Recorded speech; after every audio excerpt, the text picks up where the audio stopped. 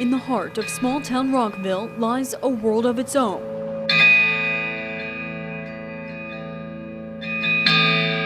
One where freedom comes at a price. Notice the gates, barbed wire, and inside a sea of maroon and gray. My drug of choice was methamphetamine. I've been using almost 25 years.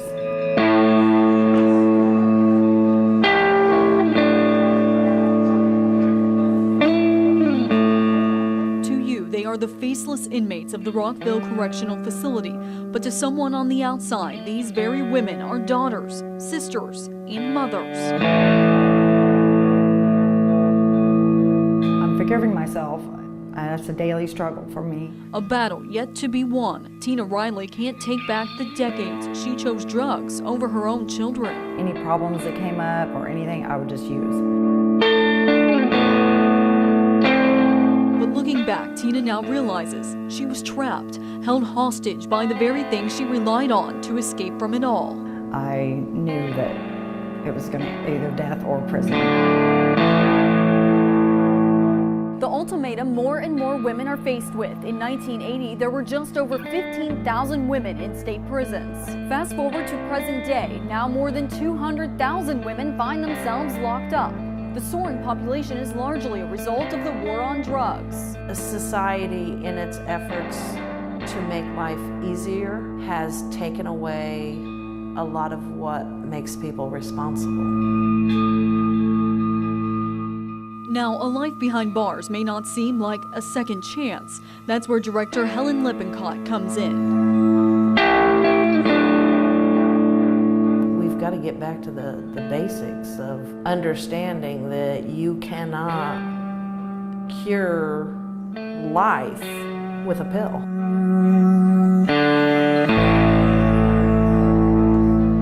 So this is not just any prison dorm. The more than 200 inmates are part of the CLIF program. Started in 2005, it puts those struggling with addiction on the road to recovery. They develop value systems. It's a mimic of what they're going to experience in society, so it lets them practice it before they go home. Home, a place Lauren Heflin longs for. It's taken a real toll on my whole family. My daughter's suffering the most because I'm not in her life. Driven here by prescription drugs, Lauren says don't be too sure her story couldn't happen to you. I just encourage people just to not hold anything in, because that's what I've done, and this is where it's gotten me. Though time cannot erase, it does heal. I never needed a drug. All I needed was to talk about my feelings instead of numbing it. And while some have been searching for redemption much longer than others, each is working to forgive themselves, hoping their loved ones will do the same. I'm almost 48 years old, and I just want them to see that I'm different.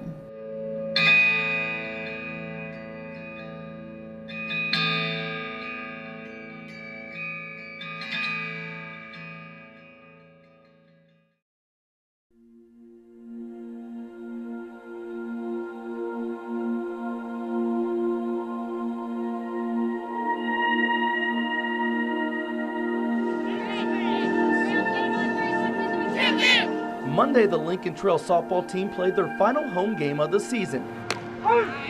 Lexi Aders was all smiles, knowing she'd get another opportunity to do something that means a lot to her. This Lincoln Trail freshman isn't your normal softball player. I was born without it. No fingers, or it just didn't form all the way.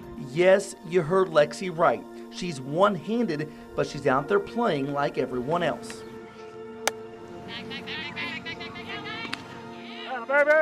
Catch with my right hand, and I take my glove off and throw with my right hand. To see someone throw with one hand and only bat with one hand, and sometimes hit the ball better than me sometimes, was really cool.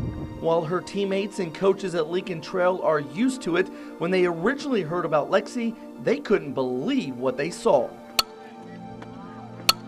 Whenever I first found out that she only had one hand on Express Day, I couldn't wait to see her play, because I just thought it was so fascinating, and see her play is really cool. here's a kid with one hand and can do what she can do. She can only get better. And my premonition at that time, and I'll never regret it. Coach Rogers was right about Lexi. One-handed or not, she's a talented softball player who's even surprised herself this season when she hit one over the fence. Well, I never hit a home run before this year, and it was a really, really good feeling. Like, I didn't even know it was over until everybody was like, oh yeah, you hit it over, and I was like, that's so awesome, you know? What's awesome is the way Lexi Aders is doing things in life few have ever done. Can't was never a word at my house. My mom and dad always wanted me, you know, to try that my hardest. Mom always told me, you know, you can do anything you want to do, and I just think everybody can do that. A lot of girls who play high school ball never get this shot, and I feel like, you know, it's really cool that I got this shot just playing with one hand.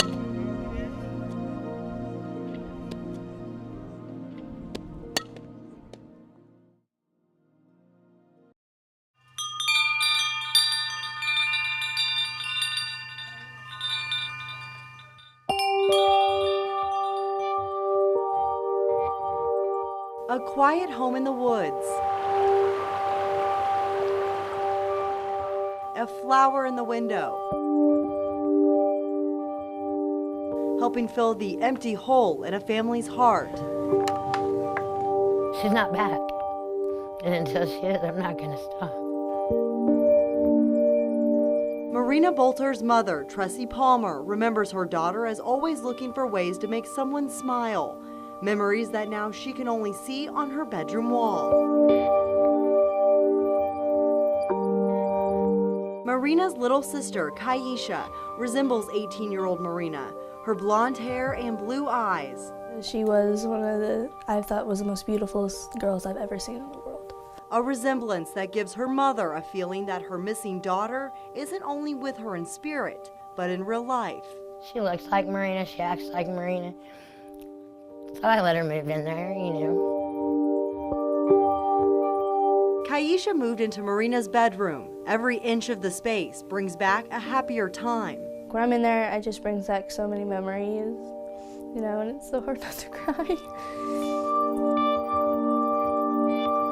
The best memories were at their backyard pond, a place they bonded as mother and daughter. And that's like Marina and my favorite place to go when you want to cry or just yell or scream.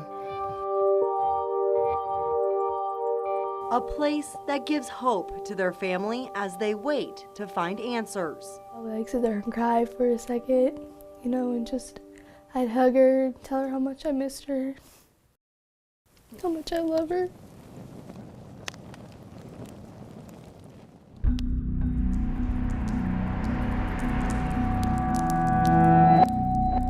December 31st, 2014, the day Marina went missing, a day that police and her family still question what really happened.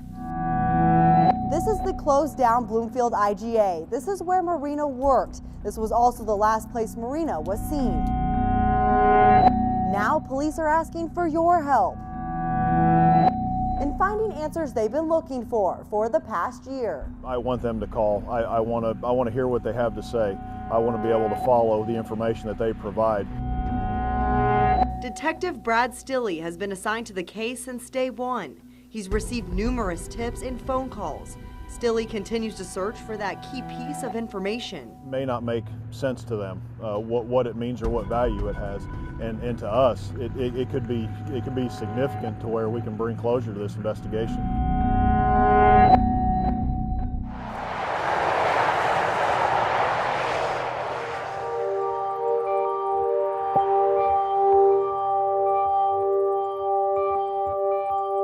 Closure, something that Tressie has been struggling to find.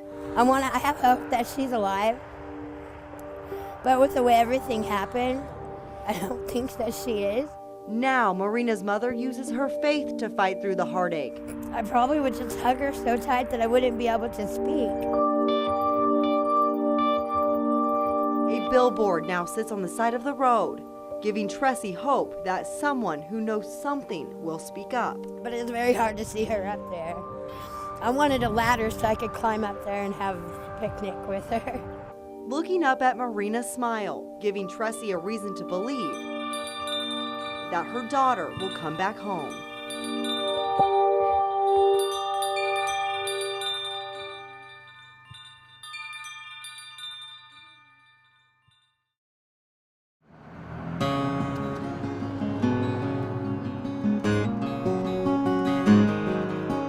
In the southern part of the Wabash Valley, basketball isn't just a game, it's a way of life.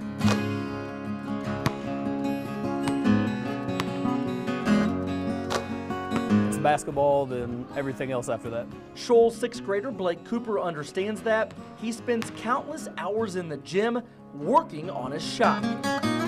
That's all we do. We just practice basketball. I told him, I said, you gotta practice to get better.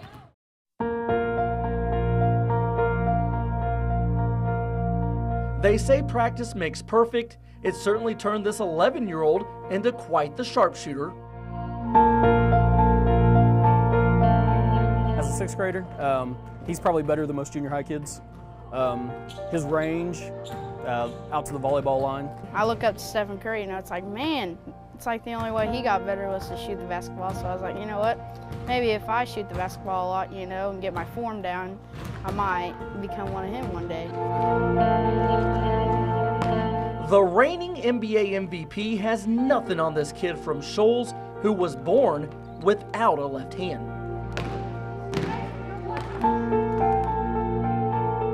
Just because you have missing limbs, oh, he's not going to be good. Show him up. Blake has been showing off his skills on the court, but when you play with just one hand, you're always going to have people that question your ability. He likes a challenge. He loves challenge. There's times when we're watching him play basketball and I'll hear people in the audience. Somebody will make a comment and I don't even realize. I guess I'm used to it. 1, 2, 3, Jet Rocks! We've had games where I've seen coaches say, oh, don't worry about guarding him. And then the very next possession, he comes down, hits a three-pointer from three feet behind the line. And then the other coaches in the area that do know him, I've heard them say, he's the best kid on the team.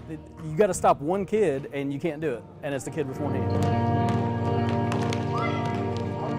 One hand or not, Blake is a pretty good player.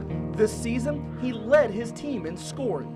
Last year, I barely even scored any points, and this year, leading my team 3 or 4 games, it's pretty good.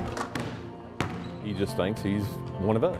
But he just does stuff different, and he figures out how to do it like a normal person would that's got 2 hands. But there is nothing normal about this talented, one-handed 11-year-old basketball player from Shoals, and those close to him wouldn't have it any other way. He's perfect the way he is. I'm very proud of him.